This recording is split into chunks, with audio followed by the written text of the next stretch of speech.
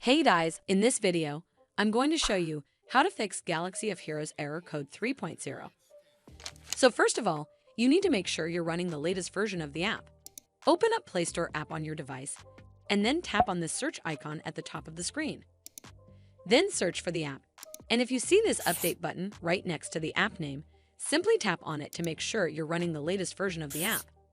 But if you still encounter this issue, then you need to clear app cache. Go to your device settings and then scroll all the way down to apps and tap on it.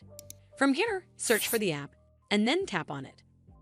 Once you're on this screen, you need to scroll down and tap on storage and then tap on clear cache.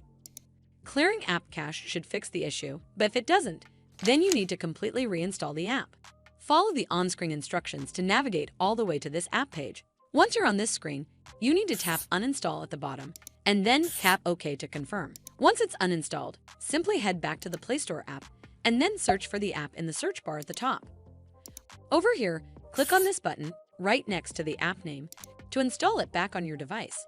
Well, that's how you fix Galaxy of Heroes error code 3.0.